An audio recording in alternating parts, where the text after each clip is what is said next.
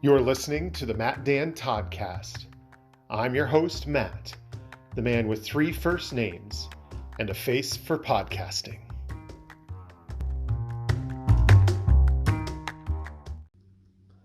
I have to tell you that I am really excited about this episode. You get to hear an incredible story, and it's the incredible story of my friend Eve. Now, I first met Eve when she interviewed me for a position with a local employment services agency. Now, what's that? What's an employment services agency? Well, agencies like the one where we worked, they help adults with special needs find meaningful work, which is pretty stinking cool. Eve ultimately hired me as a job coach with that agency, and we became pretty good friends.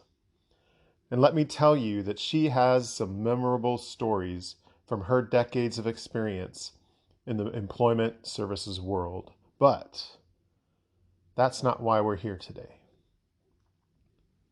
You see, in October 2017, Eve's life changed forever. She became a liver transplant recipient. I recently asked her to share her story with us, and I am honored that she said yes. And I am honored that she was willing to share that with you, and so we are able to listen to her today. So I hope our conversation is as life-affirming to you as it was for me.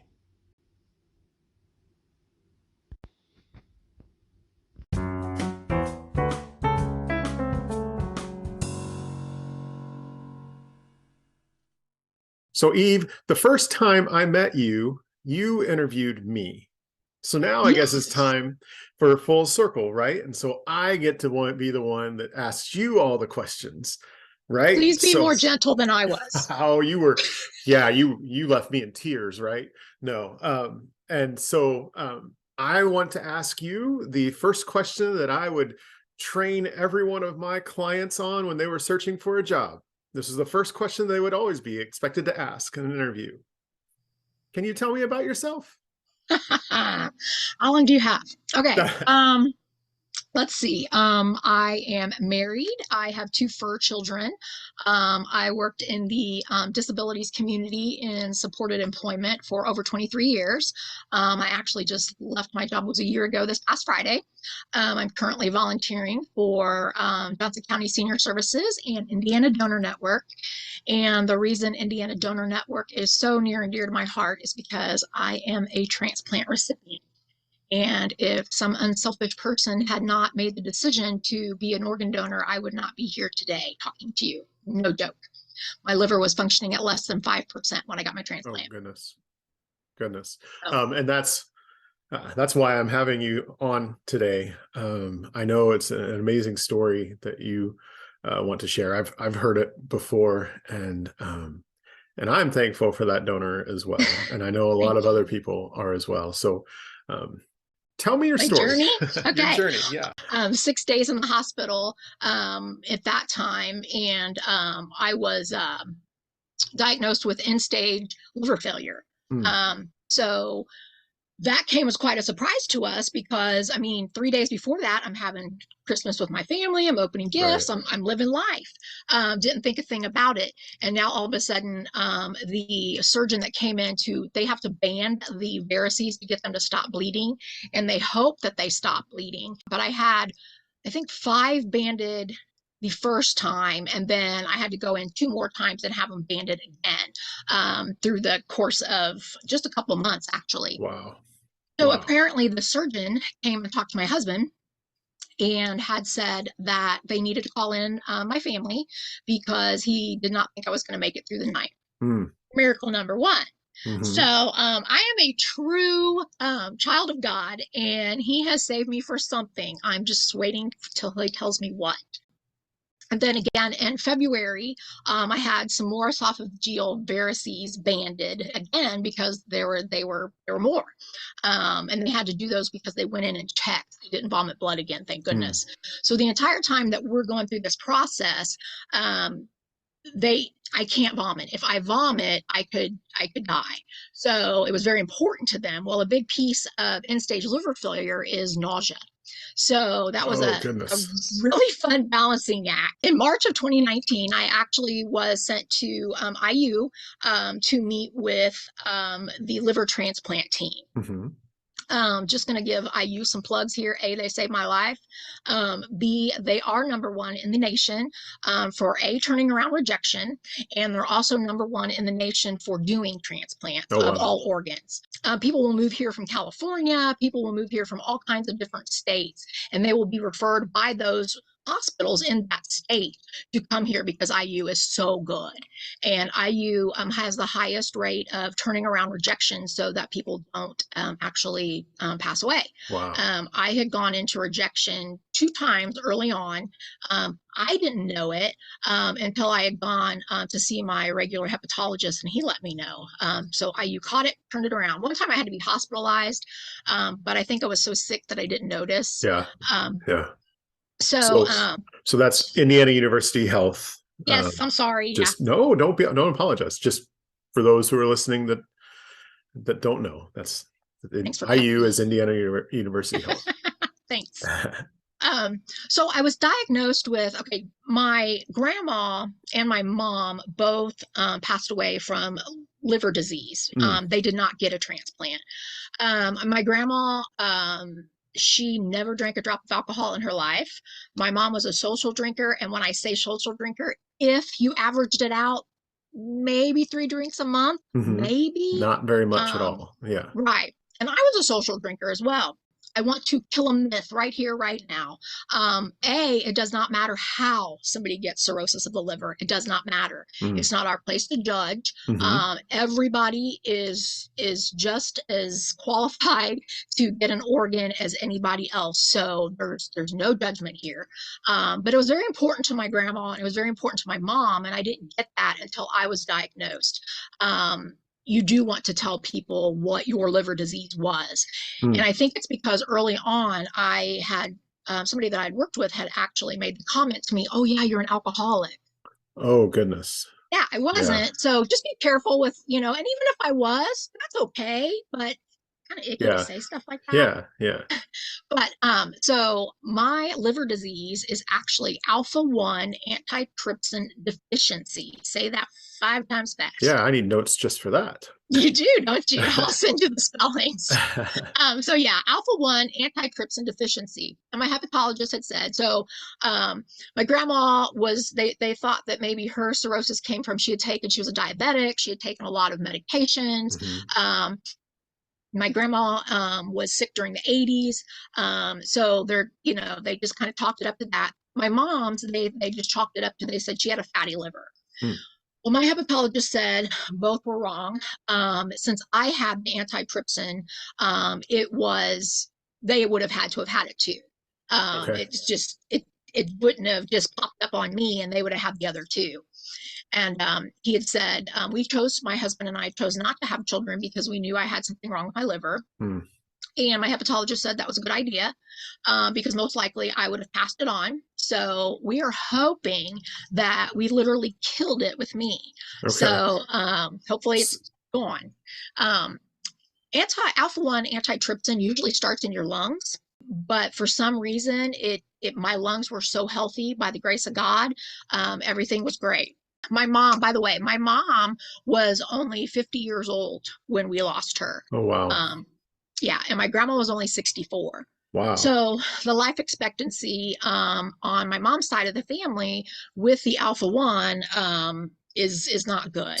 My brother, by the grace of God, again, he's good. He does not carry the gene for it. And then I have 5 cousins that are on my mom's side of the family, and they all 5 are good as well. They don't carry the gene as well. So I'm the lucky.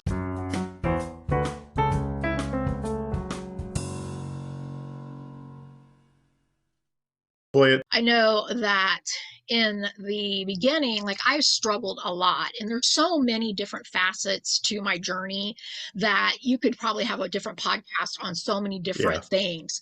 A big piece of it is mental health. I mean, there's so much. My issue in the beginning, now, IU has changed as of, I believe it was January of 2020. And my transplant was in October of 2019. Right. And so when I had my transplant, IU did not use living donors. They do now, but they didn't at the time. So I struggled with, and I still struggle with a little bit, even though I know I shouldn't. Somebody's family had to lose their loved one for me to live. So there is a family that is sad and grieving and has a hole in it so that my family can rejoice because I'm still here. My hepatologist, Dr. Lacerda, he's an amazing, amazing man. He explained it to me like this person was going to pass away anyway. This person had just made the decision to donate their organs. And I can't stress the importance of being an organ donor enough. You know what? I should have printed off the stats of the amount of people, the number of people that die every day because while they're waiting for a life-saving organ, because there's so few donors in comparison to the organs needed. There's a lot of myths out there about organ donation. Some of them are in my own life. They're not going to try to save me if they know I'm an organ donor. Well, they're going to because they need those organs. Right. So right. Yeah, exactly. You want to keep those pretty healthy, right? Yeah. Right. So there's a lot of myths out there. There's another myth, and it's my favorite myth. The oldest living Indiana donor to date was 103 years old. Goodness. Isn't that awesome? Wow.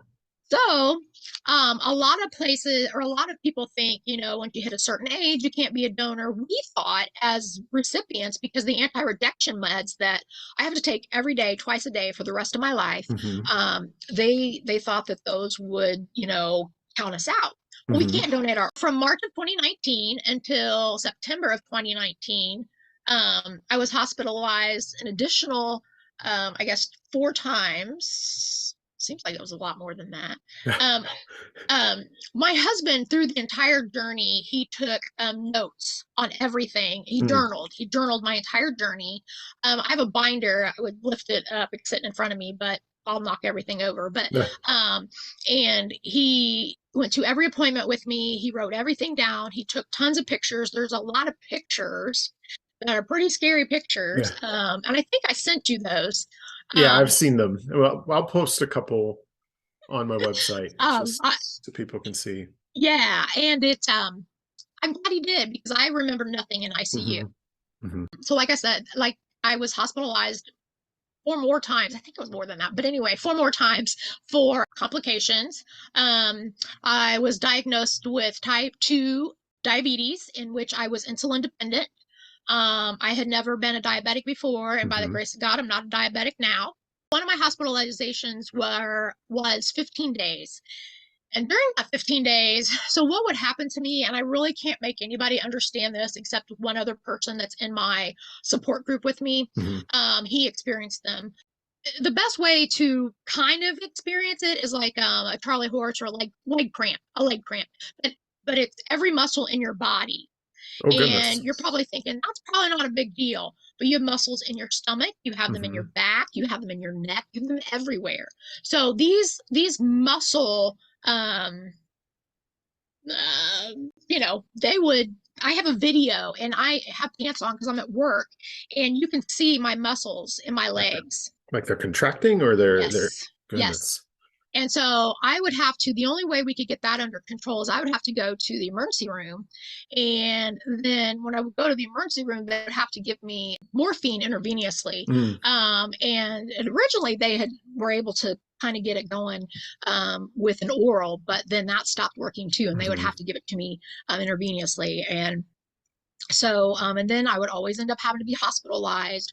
So the last couple months prior to transplant, I should have been hospitalized, Hmm. but I knew that if I would have gone to the emergency room, that's what would have happened to me.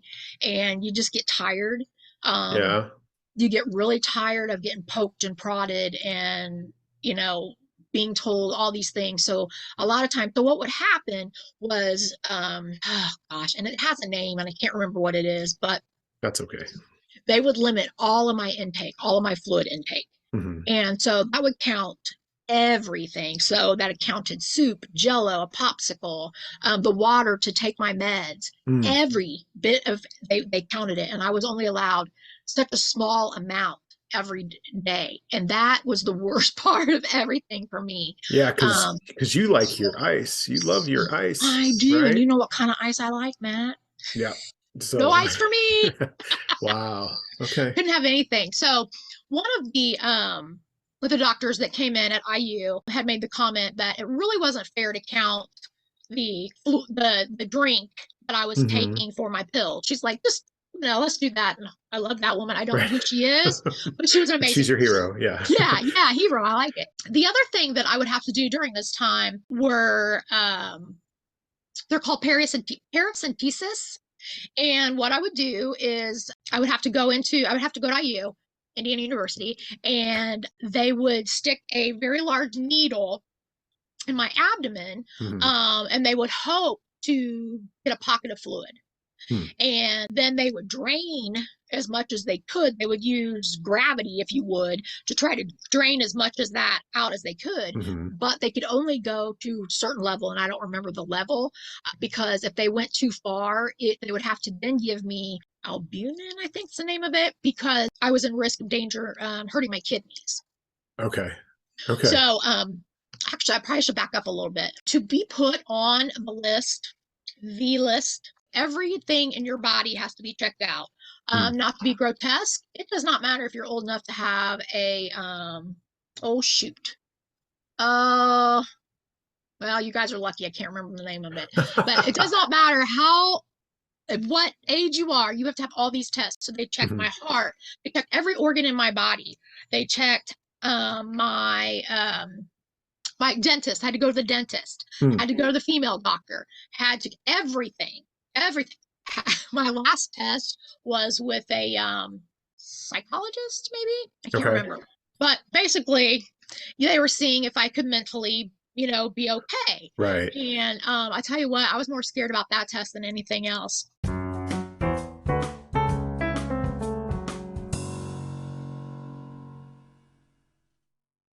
I failed the heart test. So then they had to do a heart cath. Well, the heart cath, they give you like that stuff where you don't feel anything or Hmm. whatever. It didn't work. Oh, goodness. So I kept saying, so they ran it through my right arm all the way across to my heart. And I kept saying, I feel that. I feel that. And they're like, Eve, we can't give you anything else. We've maxed it out. Oh, So wow. I have to lay there awake while they're doing that. And it hurt so bad. Hmm. But I made it through it. So, back to the paracentesis. So paracentesis, I was having to have those towards the end. I would have to have like 2 a week, sometimes 3 if it was a really bad week. And I would walk out of there sometimes. Well, let me just give you this. I walked out of the hospital after transplant 60 pounds lighter than Wow. when I walked in with my failing liver. Just because of the fluid. Fluid. Oh, wow. I was so huge.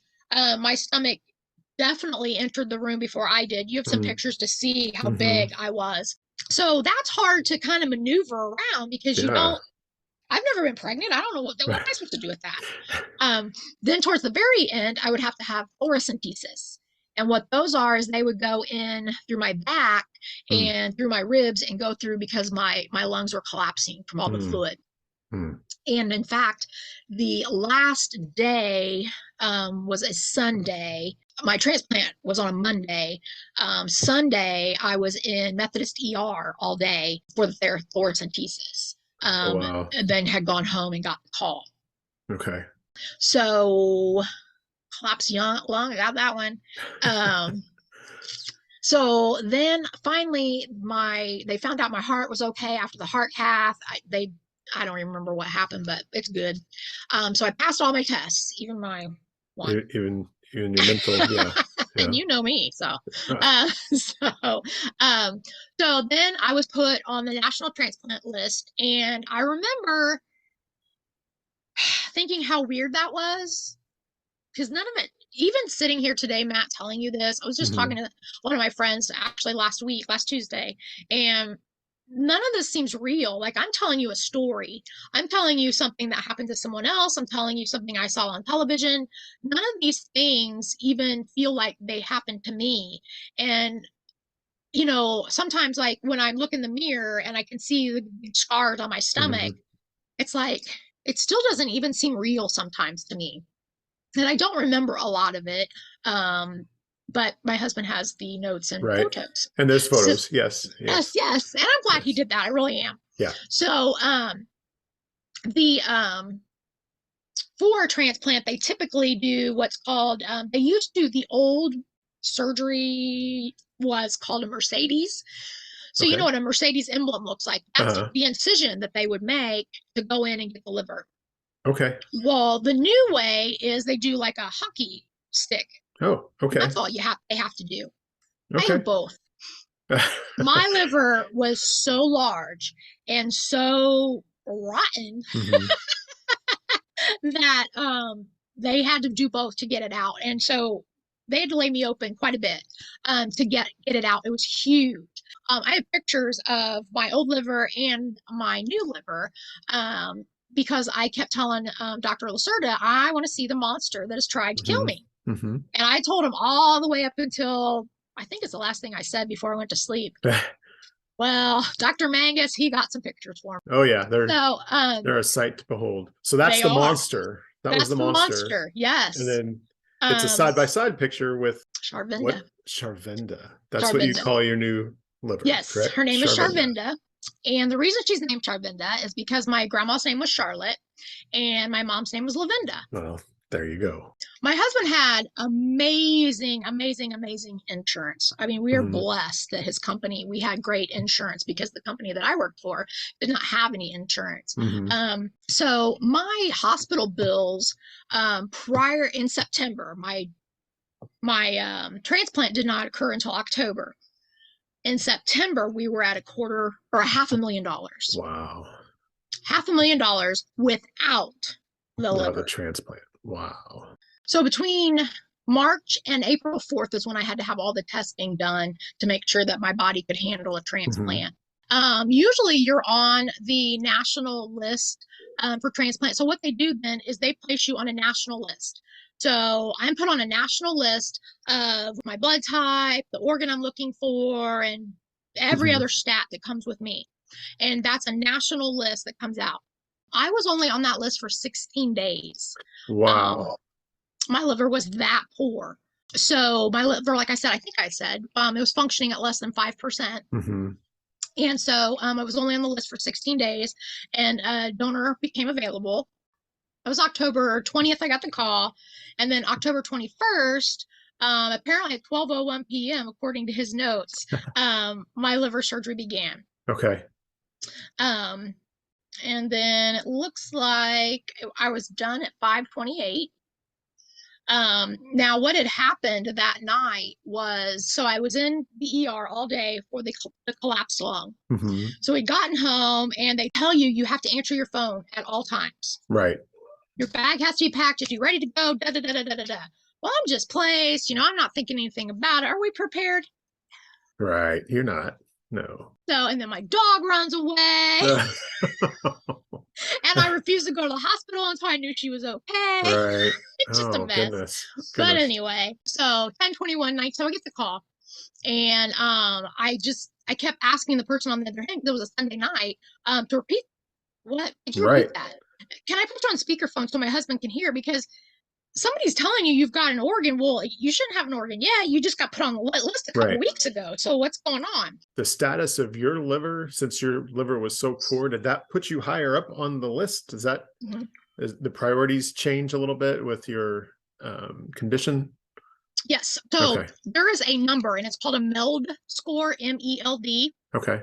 And that score is compiled. Sorry, I can speak English.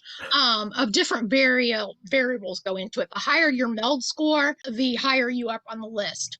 So what had happened in the end is, I forgot that hiccup. They had found cancer in my liver. Oh, okay. Yeah. So at that point, my husband's insurance said, nope, hold the phone. Nope, we're not gonna okay this.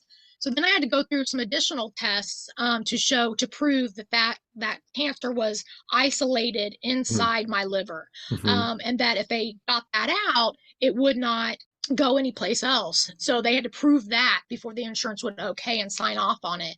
And I believe that's because God's protecting me. Then, so I got to come home on the 29th.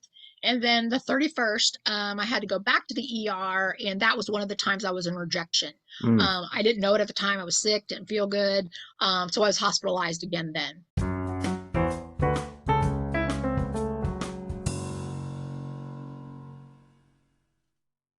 Do you have any questions for me? Because that's like the beef of it. Like, I've left so much out. Like, right. Maybe we should have done this as a series. Yeah, because I mean, I could cover at a different time, like what it's like to reach out to your donor family. The donor family, yeah. There's a support group that I'm a part of through IU. We meet virtually twice a month. Okay. I think the big thing is I would like people to walk away from this. If you're not an organ donor already, why? And if you are an organ donor, do your family members know that? Because just because you have put it on your driver's license doesn't mean that they know it. And it's important that they know, because they may or may not, you may, be unconscious and not have your license or your ID with you. Right. So, yeah. And it's just important to make your wishes be known. Right. Yep. And it's not hard to sign up. You can go to DonateLifeIndiana.org. That's the biggest thing. And I have sold this in this little tiny thing, and it was this huge thing that impacted my life and still impacts my life to this day. I think that this is such an important message. I think that, I mean, I don't know about you guys, but I never knew anybody that was an organ donor. Nope. And I remember when I got my driver's license, they said, do you want to be an organ donor? And I'm like, yeah, sure. I'm a good person, right? Yeah. I'll sign up for that. Didn't know what that entailed at the time, but would not be here. And we're glad, again, we're glad you're here. So that was 2019, right? And so you're going to be coming up on 4 years, right? Yeah. So you're doing okay now? I mean, yes. My liver is beautiful. Okay. She's doing a wonderful job. Liver's great. I have a lot of other health issues that may or may not be related to transplant. It's hard telling. Most likely not. I didn't have the best of health going into this. But my liver is beautiful. I can't complain at all. I still take my anti-rejection pills. Those have to be taken 12 hours apart every day. Okay. And those, this is interesting. I found this interesting. So part of the reason we take those is because this may have made sense to you, Matt, but it didn't make sense to you. I didn't know this. That liver does not have the same DNA that I do. Right. I think I knew that, but it hadn't really clicked. And so your body's like, this is not right. So those anti-rejection meds trick my body every day so that it doesn't notice. So you're tricking your body every day to keep yourself alive. Right. That's pretty crazy. And so you have a lot of connections with the Indiana Donor Network, correct? I do. I volunteer on a couple different things with that. I do what's called Honor Guard. So I took that training, and that's where we actually go to the funeral and of an organ donor hero. They're called donor heroes, actually. And they are. Exactly. Yes, sir. And we present the family with something at the funeral. I volunteer. There's some different dog walk that has to do with one of the race car drivers. I think it's not an Indy car. I think it's a NASCAR. Okay. There's a lot of other things that I do. And there's lots of things you can do with it. They have golf outings, they have all kinds of things that you can volunteer for to be there. And I feel like it's very important, and I'm blessed right now to be able to volunteer. I need to be volunteering, I need to be giving back. And I just love it. I love Yeah. it. It makes me feel like I'm home. So, Yeah. It's something I think that everyone needs to know about, because it's something very simple you can do as well. mhm. Um, And you're gone anyway. right. Right. That for the living donors, you can be a living donor and donate a kidney if both your Uh-huh. kidneys are strong enough. And then if you are a liver, you can be a liver donor, living donor. Hmm. And what they do is they take one of the lobes of the liver and they give that to the person who has the cirrhosis. And I can't remember. I want to say such a short amount of time that that liver regenerates Okay. itself because the liver is the only organ that will regenerate. Okay. Yeah, and it's amazing how the human body just works, right? And Yes, and the yeah, liver is the biggest and most important. I thought the heart or lungs would be. right. The liver does the most functions in the body, Wow. so it's the big cheese. Yeah. Well, thank you, Eve, for You. sharing a little bit of your story, and we'll have you back again soon, All because right, this sounds like this a is plan. pretty.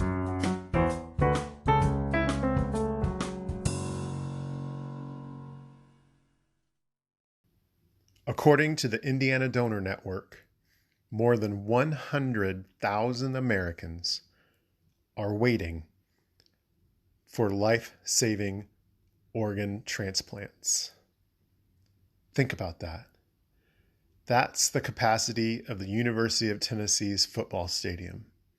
So the next time you're flipping channels or watching a Vols home football game and you see that sea of orange, imagine that each person in that stadium is waiting to receive an organ to save their lives. And another person is added to the waiting list every 9 minutes. This episode has lasted about 36 minutes, 35, 36 minutes or so. So that's 4 people who were added while you listened to this podcast alone. And unfortunately, many of them will die on the waiting list because there aren't enough donors. But we can change that. We can turn the tide and start making a difference in the lives of countless people.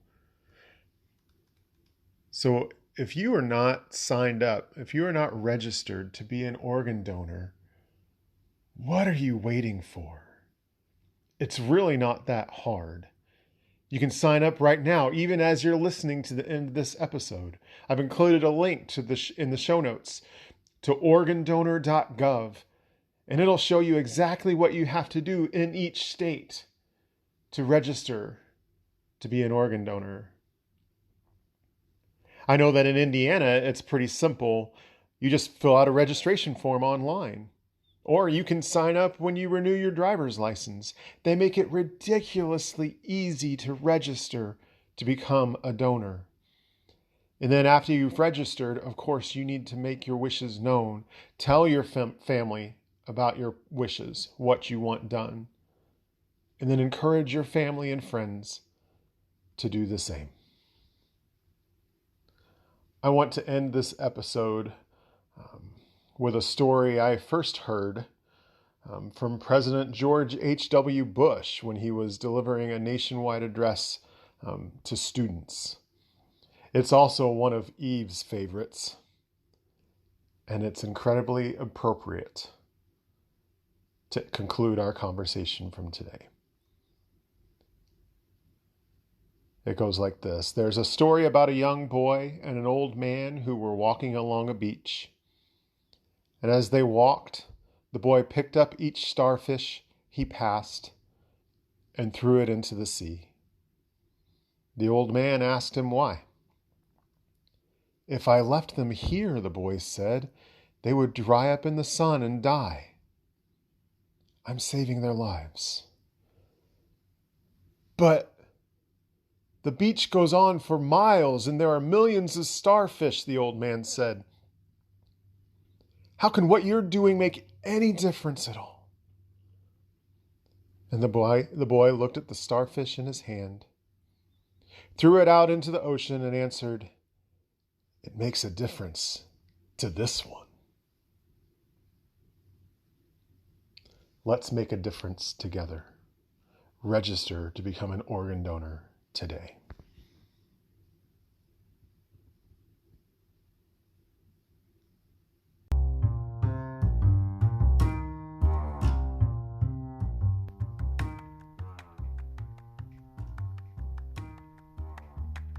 This has been the Matt Dan Toddcast. Thanks for listening.